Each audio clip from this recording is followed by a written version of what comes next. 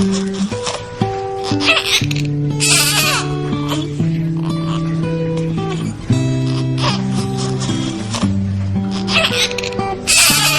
is Mercy Gunn, new to the world at 1 day old.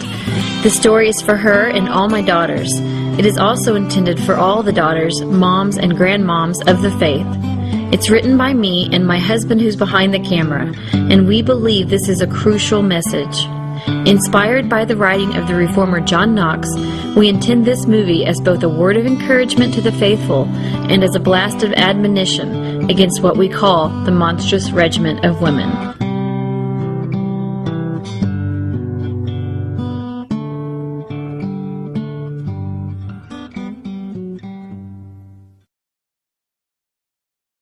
Strength and beauty are in your sanctuary. Strength and beauty are in your sanctuary. Give unto the Lord all ye kindred of the people. Give unto the Lord the glory due unto his name. Bring an offering and come into his courts. His courts.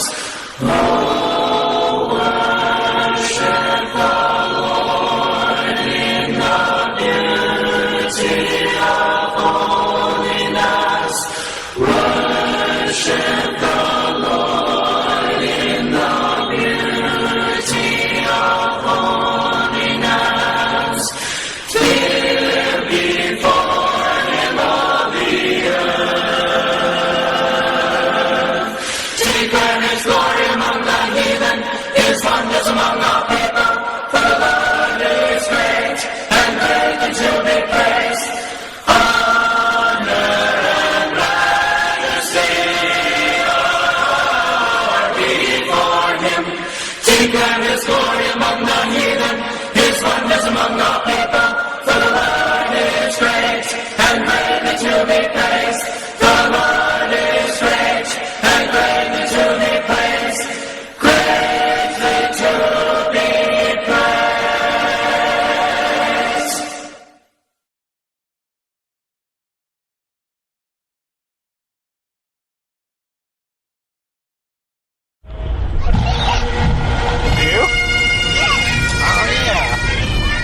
This story starts with a trip across the Atlantic to my husband's homeland of Scotland, where he'll meet with his brother to do a couple of interviews.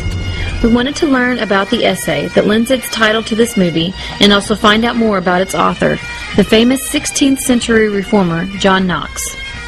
The Gunn brothers begin by interviewing Rosalind Marshall, a world-renowned Knox scholar, to learn a bit more about him and his controversial tract. This statue of John Knox, which I'm standing beside, is in St. Giles Cathedral, and of course Knox was minister of this church from 1559 until he died in 1572.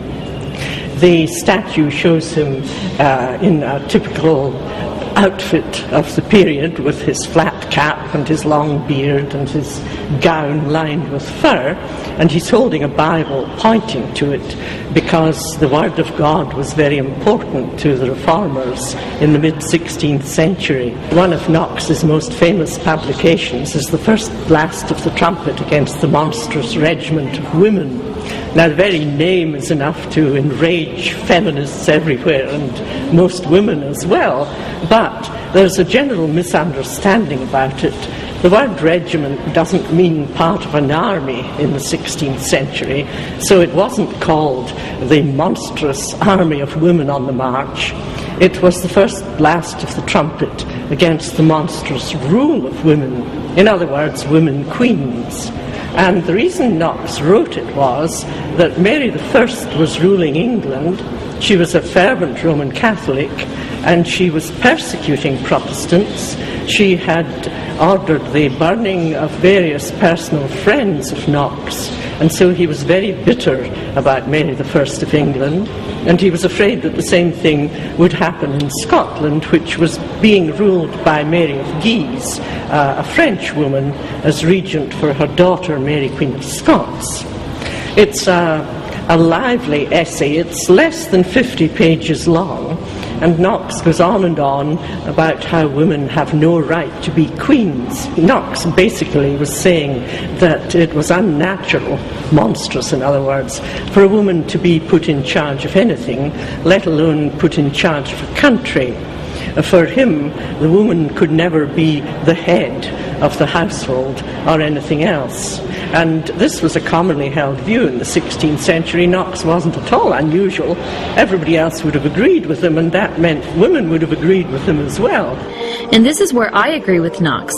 The unchanged, infallible Bible unites Christians of today with those of years past. And as we form our opinions of womanhood, this is where we must go. The Bible in no way teaches a negative view of women.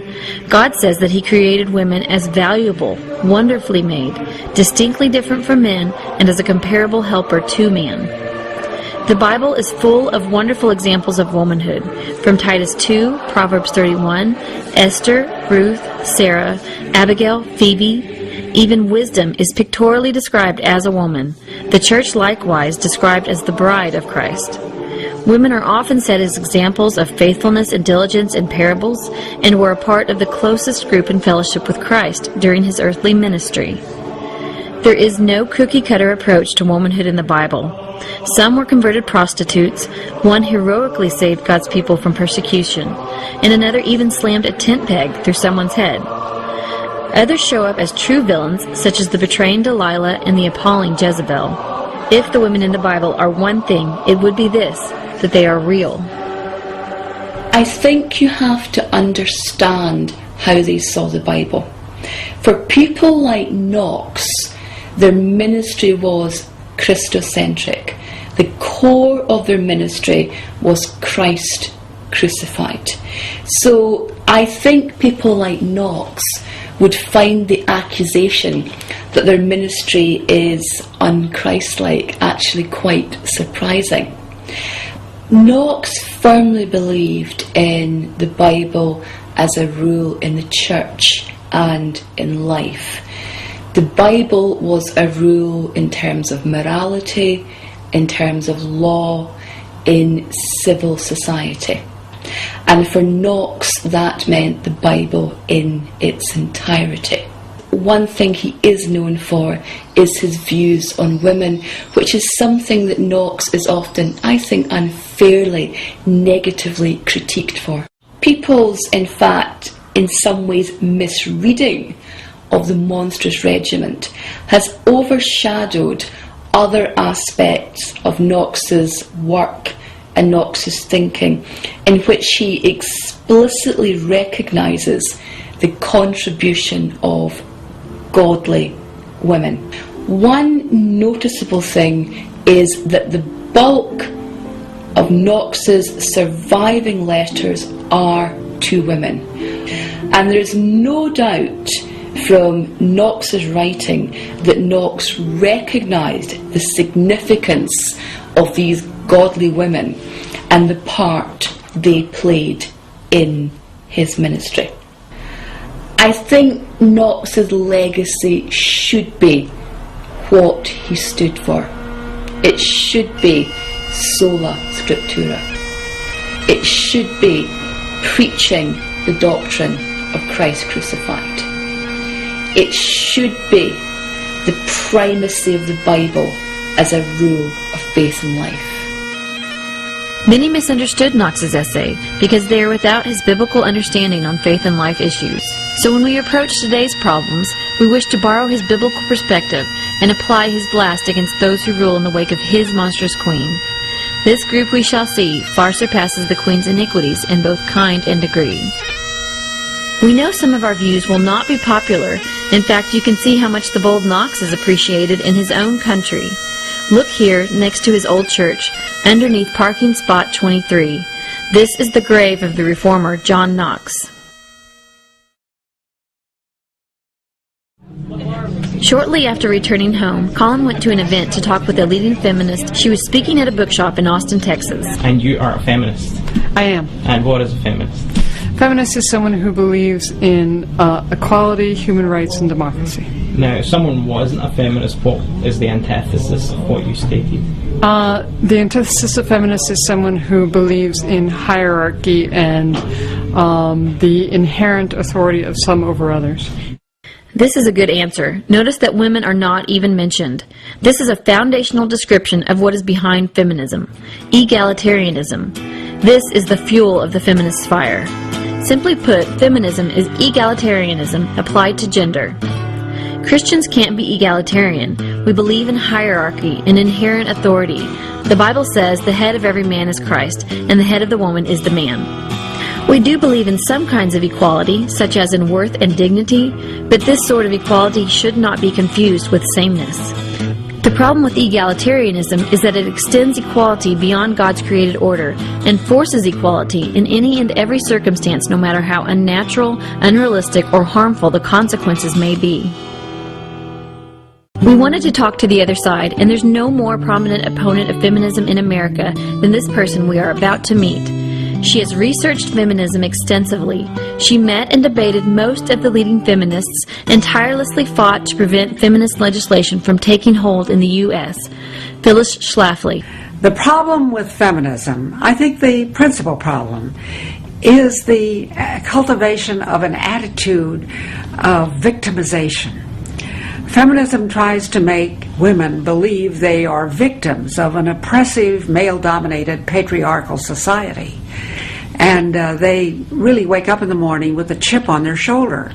The feminist movement set out to make the role of full-time wife and mother, or full-time homemaker, economically impossible and socially disdained, so that you will find that they look down upon her. They said, if you're not getting wages of your own, you don't have any life. You should be out there in the workforce, taking orders from a boss instead of from your husband. And of course, as we all know, the world is full of tedious, tiresome jobs out there in the workforce. And it is really easier to get along with most husbands than it is with a boss. But at any rate, they made the housewife feel unhappy, victimized, searching for some other life, and made her feel that the expectation that society had that a mother should look after her own child was an example of the oppression of women. Who suffers at the hands of today's monstrous regiment? It's the housewife, the mother, the homekeeper, the woman who chooses to live a life not in accord with feminist dictates. Not only do they attack women, they attack the very ordinance that God designed to protect women, that is, marriage. The feminists really are anti-marriage. In fact, some of them have been very outspoken and above board in saying that they want to destroy the institution of marriage, which they look upon as a patriarchal institution. One such feminist thinker was Simone de Beauvoir. She described marriage as an obscene bourgeois institution.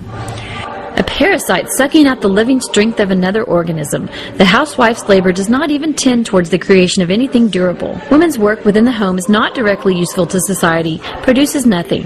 The housewife is subordinate, secondary, parasitic. It is for their common welfare that the situation must be altered by prohibiting marriage as a career for women. Again, it was with Betty Friedan's book, The Feminine Mystique, in 1963. And again, it painted the plight of the suburban housewife. Housewives are mindless and thing-hungry, not people. Housework is peculiarly suited to the capacities of feeble-minded girls. It arrests their development at an infantile level, short of personal identity, with an inevitable weak core of self. Housewives are in as much danger as the millions who walk to their own death in the concentration camps.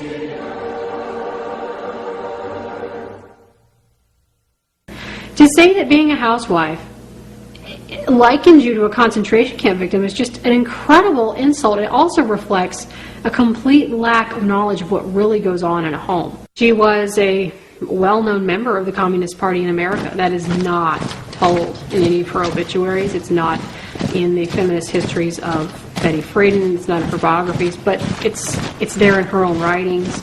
She really liked Engels and Marx and believed in their vision of getting rid of the patriarchal family unit. We don't want the father in charge earning the bread and the mom staying at home with the kids. We want it flipped. We want moms to be able to go out in the workforce. In fact, we'd rather have both parents gone and the children in the hands of the state. And again, that just traces right back to Marxism and socialism. It's far better for the state to run everything and decide how our lives will be than for individual families to have that autonomy. Karl Marx and his associates at the time, Friedrich Engels in particular I'm thinking of, knew from personal experience that you cannot bring a culture into subjection, you cannot bring a nation under communism and Marxism until you destroy the Christian family with the father at the head. You can't have an all-equal society until you have forced everybody into some niche in the job field and the children into the state-run schools, because you've got to get the minds of the next generation. The whole idea of universal daycare, which feminists are always fighting for, to have the government set up daycare, is really a socialist idea. It was the way all socialist systems provided daycare. And this is going to be paid for by the people who don't have any use for the daycare, because they involve taxing the one-income family in order to give a benefit to the two-income family. In 1950, 2 out of 3 American families looked like this: breadwinning dad, children, stay-at-home mom. Feminists agitated the workplace with tales of glass ceilings and pay gaps. Employers were told to adopt hiring quotas, offer free daycare, and generous pregnancy leave. The feminists then went to the legislature and courts and asked for force to back up their ideology. They needed to help the most downtrodden member of society. That's right, the feminists. Today, only 1 in 6 families follows the traditional model. Equal pay laws ended the possibility of a family wage. The Christian family is forced through redistribution to subsidize a host of anti-family practices. It is now much harder for women not to work. Many women realize, and often too late, that if feminism has accomplished anything for them, it is not choice.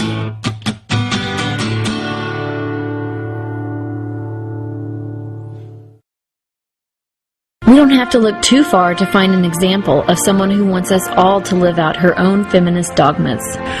I do not believe that Hillary Clinton will be elected president. She is not a likable woman, and I just don't think people want to elect somebody who fundamentally is not likable. She's angry about lots of things, and that isn't the kind of person we want to lead this country. Her face looks harsh. She seems mad at everything, and is not passionate about her. I mean, she is passionate about her anger, but she's always angry about something. She is the feminist par excellence, really. She always has worked. She had 1 child. She has absolutely no sympathy for the homemaker. In fact, at one time when she was criticized, she said, well, what am I supposed to do? Stay home and bake cookies? The Bible makes it very clear that a woman is not to rule over a man. And it doesn't just say in the church, it says a woman is not to rule over a man. In Isaiah, it says even that it's a curse when we have women and children ruling over us. And so we need to be really cautious about embracing that. Deborah is the example that women hold up as to where the Bible says, oh, a woman can hold political office. What about Deborah? But Deborah was not doing it because that was the best choice or because it was even a goal that she pursued herself. She was placed in that position because she was a wise and godly woman, and there were no men who would step up into the leadership. Every man was doing what was right in his own eyes, and it was a sad day when it had to be Deborah doing it. It's not something a woman should be pursuing as her goal in life. The bottom line is God created men for leadership. And he clearly tells us in his word that when women are in leadership, it's a sign of a curse on a nation.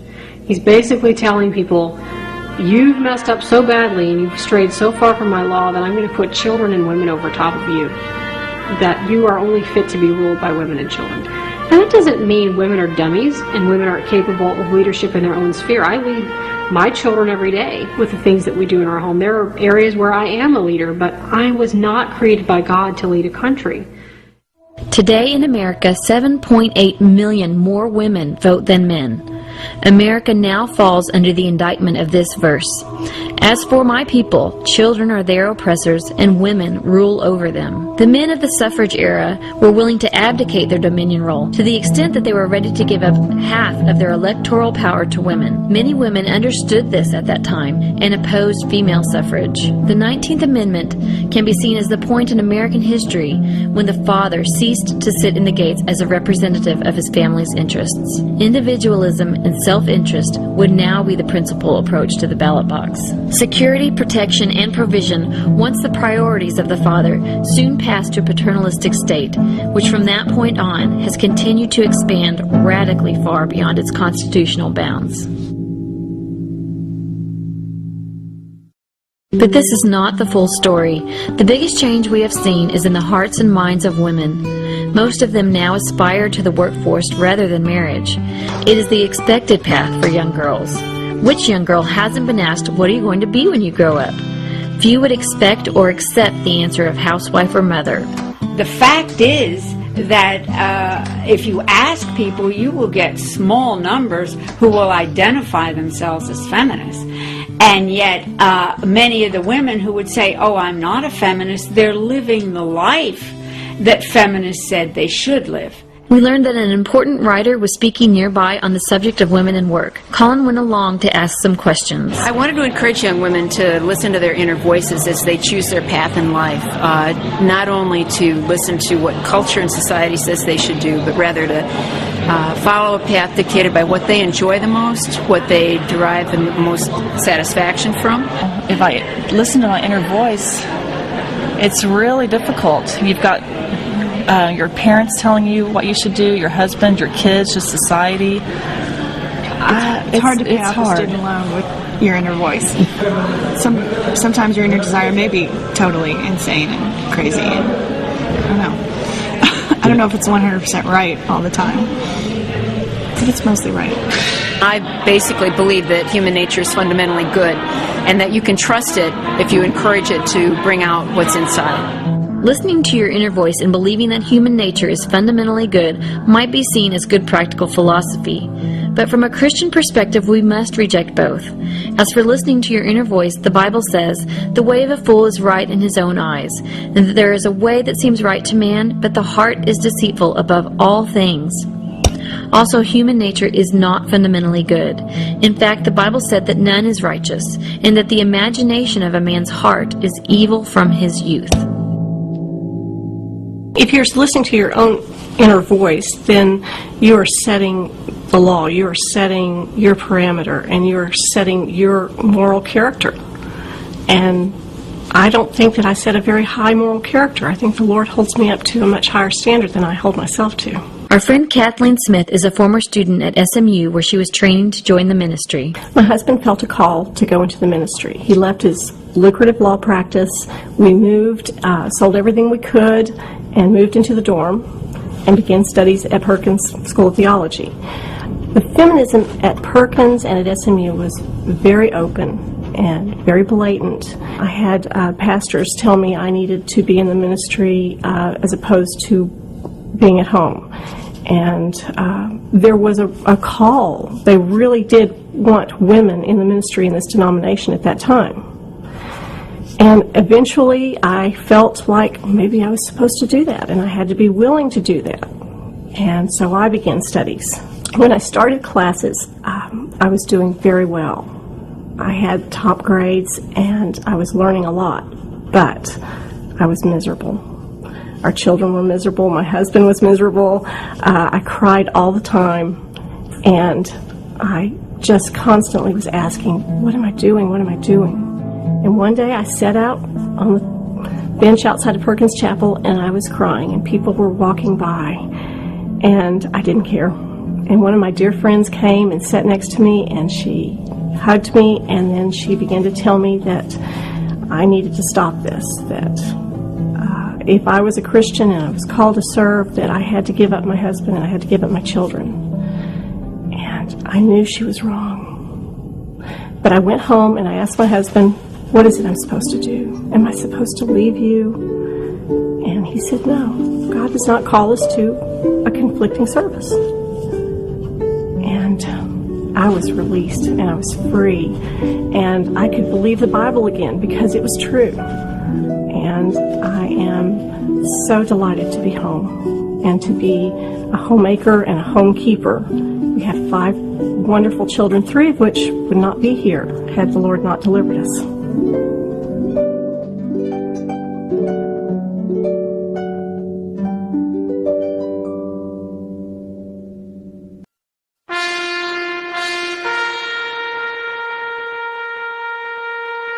We should repent of forcing women into the workplace and pulpits, but one of our most blatant sins is in our willingness to put women in harm's way. We talked to our friend, a former military cadet. Here's her experience. She asked to remain anonymous in this interview.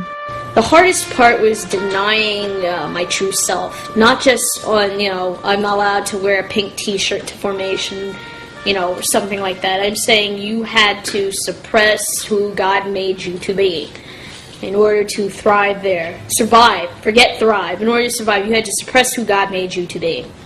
You have to blend in to fit in. You're going to have to pick up masculine traits. It's inevitable if you want to succeed. The first day they encouraged the women to cut their hair off. It wasn't mandatory any longer, but they encouraged women to cut their hair off, to a minimum their earlobes, some even more so, because the men had to shave their head. The women should cut their hair at least. Thank God they didn't ask us to shave our heads, but it was more so that the men would accept us. We had to keep up with the men on the daily routines, jogging and push-ups and all that other physical training, jumping over walls. But when it came to the tests, they had a variance for women to kind of, it's called gender norming. And, if a man was required to do 10 pull-ups, a woman was required to do 3. So the men weren't too happy with that, with the gender norming. They thought that, why are they here if they cannot pull up their own body weight to the same amount, that we can? Worst case, some point in time during the training, they would have a crying fit. We'd get yelled at, spat on. There's one guy who just loved to spit on people, And that, part of the reason for that was to give you nerves of steel, so that under pressure you could perform. Some who were sexually assaulted, it was basically like attack on their soul. I mean, that's the best way I can describe it. And some just never fully recovered from that at all. Or if they did recover, it was just horrible. The environment for some was just, it was damaging, really. Not only have mixed-gendered troops brought sexualization to the military, but through the egalitarian lies about physical ability, we now have seriously deficient troops where we need it least. The question is, could women in the military cost lives? It's possible. I would say it depends on the situation. It depends on the amount of training. It depends on what's physically being required. It is possible that they can cause lives, in my opinion.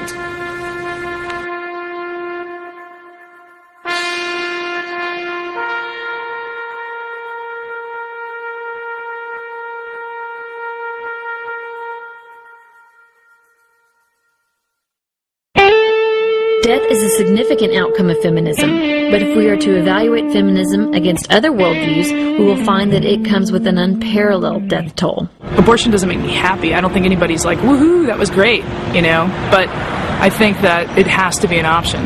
It has to be an option, or this, you walk around, like today, I saw these 2 homeless guys walking down the street, and I'm like, I wonder if anybody's ever going to do an ad for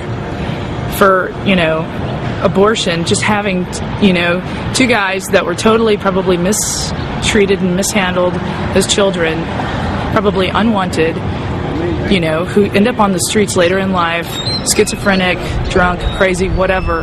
And, I thought, wow, what an inappropriate thought. But then I also thought, some people aren't wanted. I definitely think it's our responsibility as males to step up for what's right, you know what I'm saying? And it's not right for like this, so this here with this dead baby on a picture, Christian fascism, I think that's what's driving these people is, the fear of the hell maybe, and I don't know, I'm afraid to see what their world would look like. You're dealing with something you can't, it has nothing to do with you. it's a cluster of cells, though. We're not this. Dude, I'm sorry, but this is insanity, dude. That's not even real. You got to have like a picture of the internet. You made that up. But no, but on the real. Have you seen that? Have you seen that? Tell me that you've seen that. I want to know that you personally seen it. Have you? Have you? Say that you have. This is okay. A real baby. For the pro-life movement. This ideology. It's not your baby, though, right? Oh, I hope not. No. Exactly. You hope not. I hope poor not. Child. I hope not too. Hey, but on the real. That's awesome. That's so fantastic. Of abortions, or it's in the first within the first 3 months. We're talking about a cluster of cells. We're not talking about even that. You know what I'm saying? This is insanity. And heartbeats and brain waves. Yeah, you have both of those seemingly, but you don't appear to be human. I'm basically here just because I wanted to support anything that's related to pro-choice, because I feel very, very, very strongly and very passionately about every woman has a right to choose. And I really think thinking otherwise is pretty unrealistic, uneducated, and judgmental. Do you think that those guys over there? I think they're completely mentally insane. What would you? Okay, if you were to be as kind as you could be, I would say, first of all, the posters they're holding are completely unrealistic of what actually happens. And I'm actually a physician, and I can say that 95% that's illegal to terminate a pregnancy at that stage, and 95% of the time that is not at all what takes place. It's a very humane, normal medical procedure.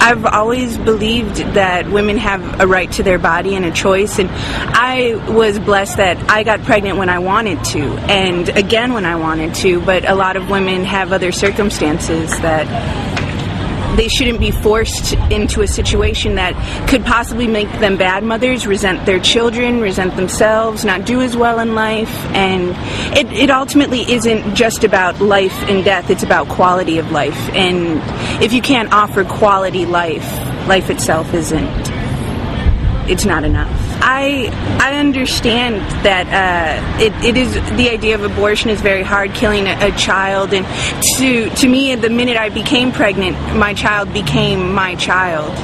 But on behalf of other women, it's just a bad circumstance sometimes, and they're men. They can't understand. If you notice, all of the protesters out here are men. The number of children killed through abortion in the U.S. since Roe v. Wade is now equal to the population of the whole of Texas, together with New Mexico, Oklahoma, Arkansas, Louisiana, Colorado, Kansas, Missouri, Idaho, Wyoming, Nebraska, Iowa, Illinois, North Dakota, South Dakota, Minnesota, and Wisconsin. This is an unparalleled Holocaust. That's a September 11th attack every day in America. Yet it's not Al-Qaeda that's attacking. It's the monstrous regime. To find out more, we went to talk to a former industry insider, former abortion clinic owner, Carol Everett. First, I worked for a man who owned 4 clinics, but he would not share the money I was making with me. So I took his best doctor, because it's not if, it's when you kill a woman, you need a doctor to help you in the cover-up. The first month we did 45 abortions. The last month we did 545 abortions. Why do I remember those numbers? I worked on a straight commission. $25 for each abortion. Doesn't seem like a lot of money until you multiply 545 and find that my last month's income was $13,625. But that was not enough. I wanted to be a millionaire. And now I saw a way to be a millionaire. At $25 each, we only needed to do 40,000 abortions a year to provide my $1 million income. You see, an abortion clinic can open, pay for itself in the first month, and be a profit center in the second month. We went to schools. We sold abortions to teens.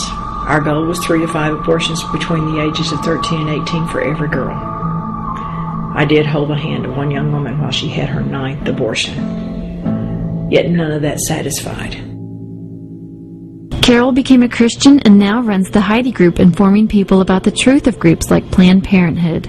We asked Carol about the founder of Planned Parenthood, Margaret Sanger. Margaret Sanger was the founder of Planned Parenthood. Margaret Sanger was a bisexual and deviant in many ways. Margaret Sanger considered minorities and the Jewish race the weeds of society that she wanted to eliminate.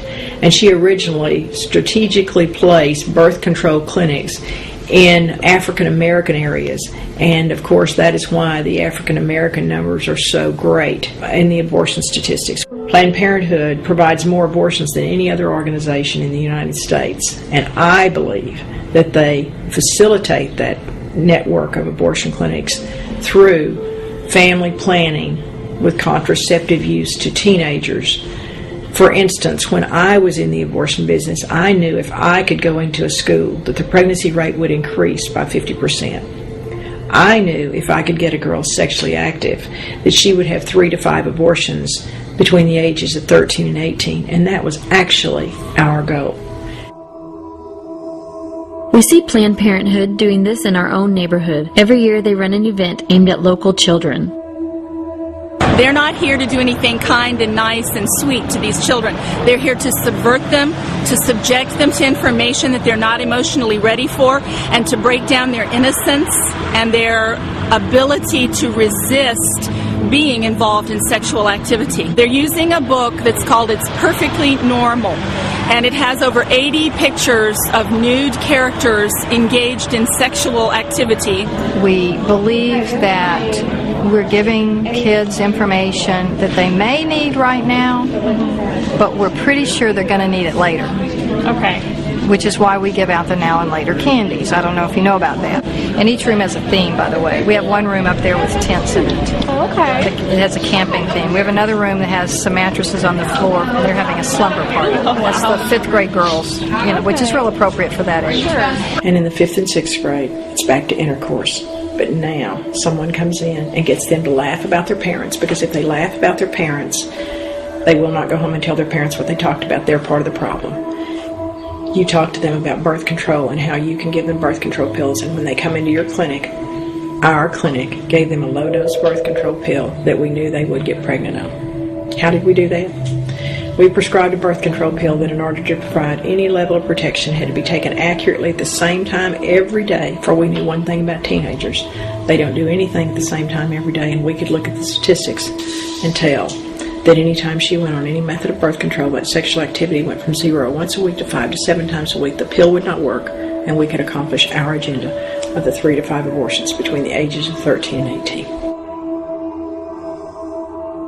We asked the Planned Parenthood director what she thought of abstinence-only education.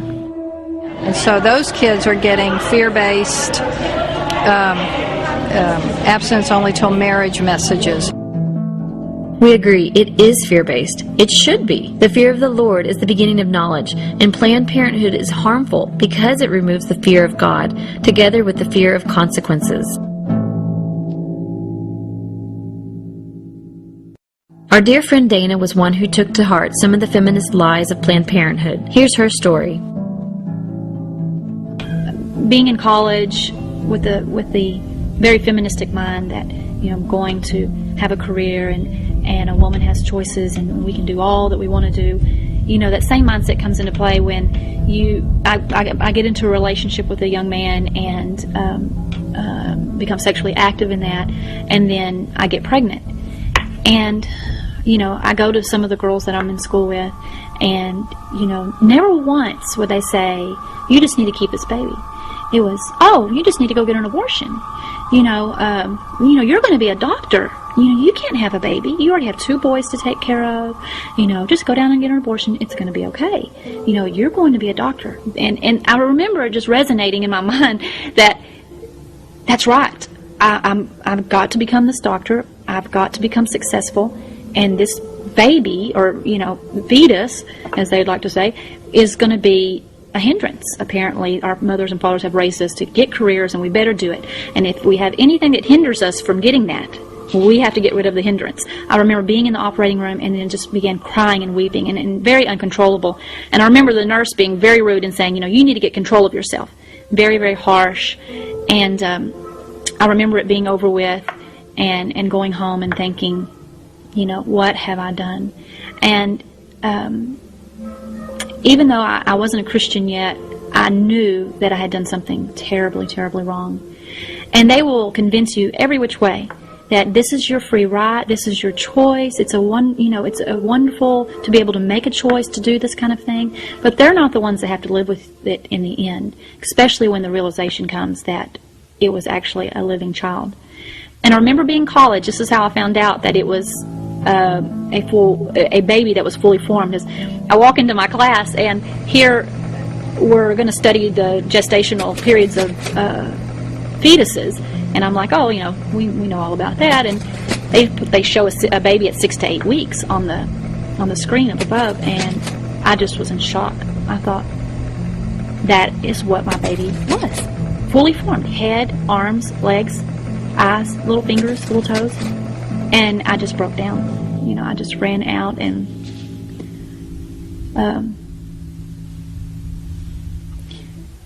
became furious that I had been lied to. And it's the deception. You trust people in authority. It makes me very sad, and then it also makes me very angry, because the sad part comes from the years that I spent not pouring myself into my husband and my marriage, into my children. And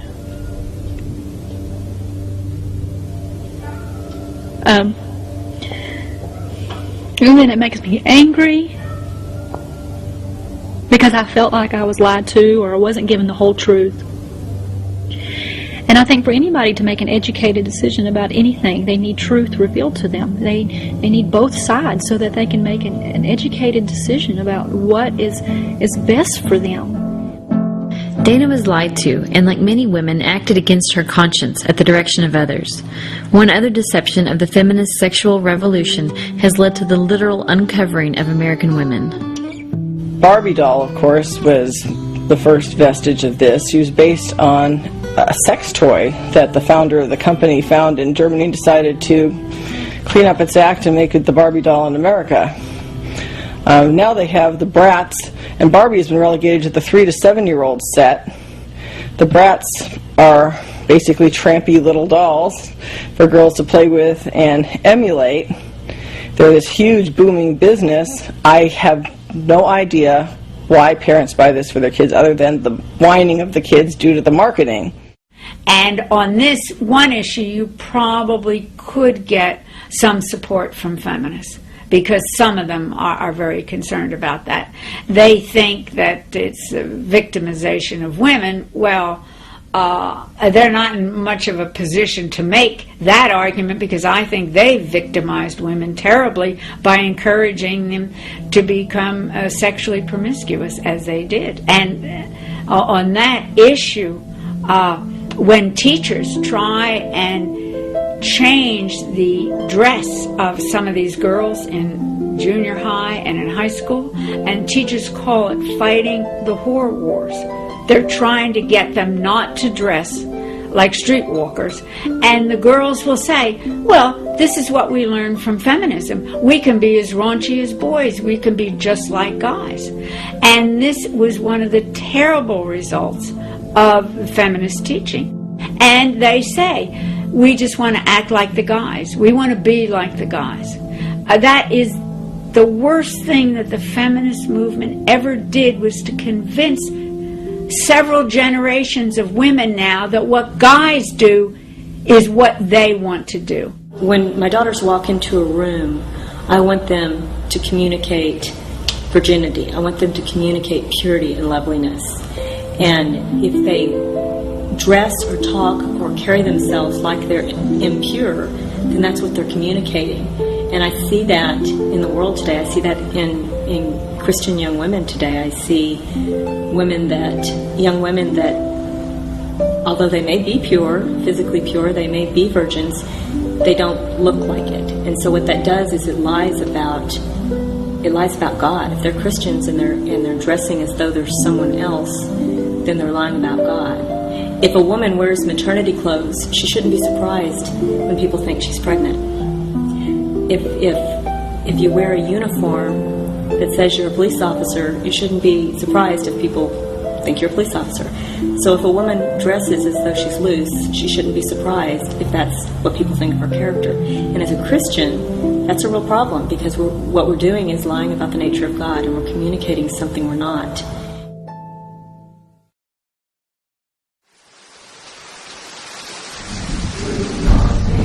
As women, we need to see whether we are conforming to the pattern of this world or being transformed by the renewing of our minds. Maybe feminism told you that children were a burden. For the sake of some money, a career, or even free time, you missed out on some, maybe even all of the children you could have had. Maybe feminism taught you egalitarianism. You couldn't submit to a hierarchy, so you tried to usurp your husband's authority or control him. You belittled him, you certainly wouldn't submit to him. Maybe feminism taught you that your inner voice should guide you in your decision to leave your home. For a few dollars, you exchanged life in a private sanctuary for a lifetime under fluorescent lights in a corporate environment. Maybe feminism left you with a fearless sexual ethic that objectified you and left you feeling used. Feminism has brought a storm to the lives of American women, and it's women who have been left out in the rain. The thief comes only to steal and kill and destroy, but the good news is this. Jesus says, "I have come that they may have life and have it to the full." And this is why we can now sing a new song.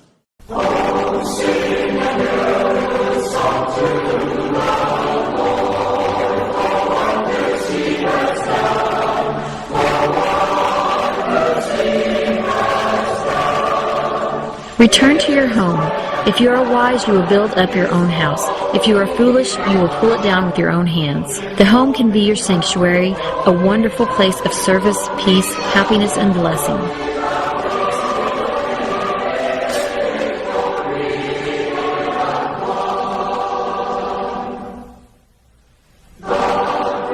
Return to your husband. Bring him down from the roof. Men are sinners too, but they can be a great blessing to you if you let them. Don't believe the way that men are represented. The TV schlep, the stereotypical buffoon who can't do anything. The media has been preaching man-hating feminism to us for years. It's time to do something about it.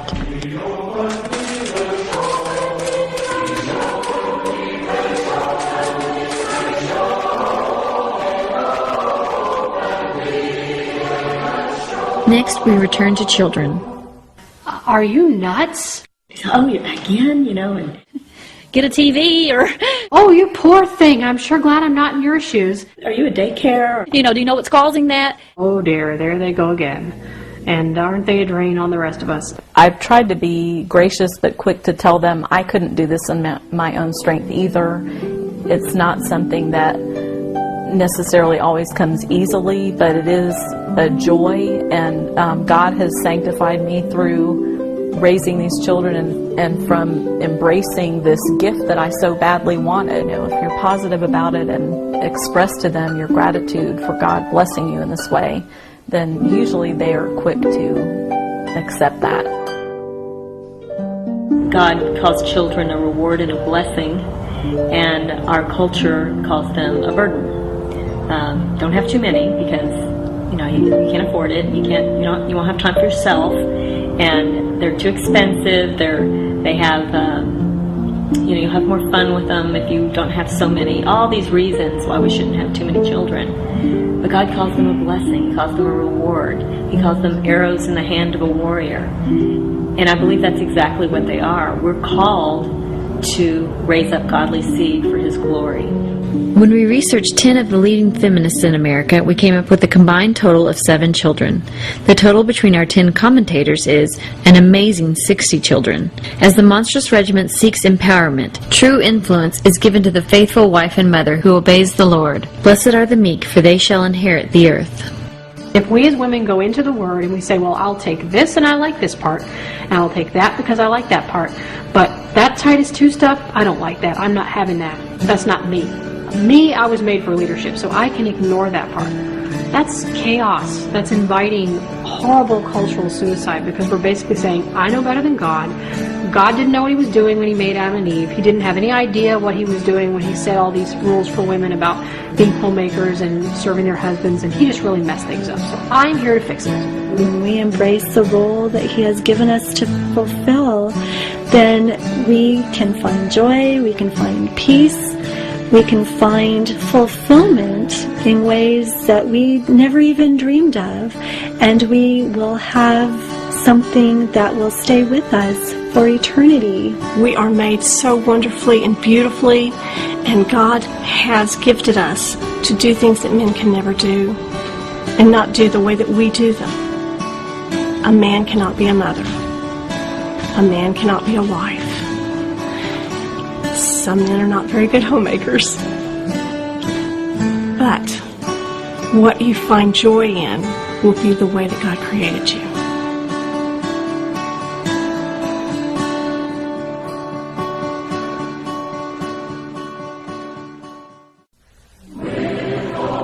I might not look to a feminist like a liberated woman, but freedom hasn't been won for me by the ballot box, or a protest, or a convention. True freedom means being free from the bondage of sin, free from the curse, freedom from condemnation, and freedom from feminism. I am free to be a woman, wife, mother, and homemaker with all the blessings God intended that to have. My daughters will know this truth too, and they, like me, will aspire to the highest calling of a wife and mother, whose worth is found far above rubies or worldly gain. As women, we might find that when we look for liberation, it quite surprisingly comes to us through a man, who is also truly God. Therefore, if the Son makes you free, you shall be free indeed.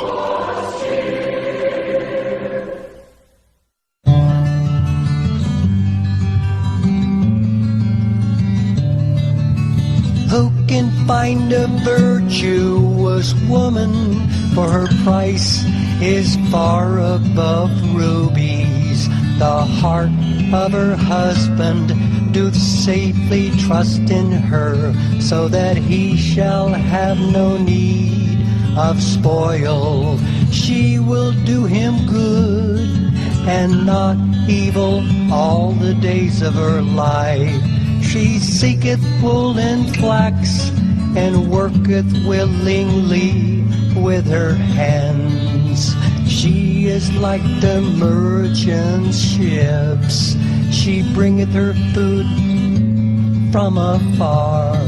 She riseth up also while it is yet night, and giveth meat to her household, and a portion to her maidens. She considereth a field, and buyeth it with the fruit of her hands. She planteth a vineyard. She girdeth her loins with strength, and strengtheneth her arms. She perceiveth that her merchandise is good. Her candle goeth not out by night.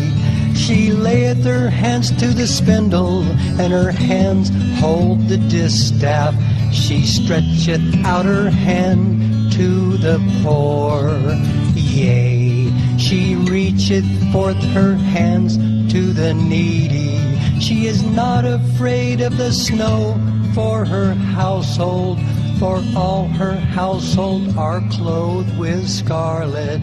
She maketh herself coverings of tapestry. Her clothes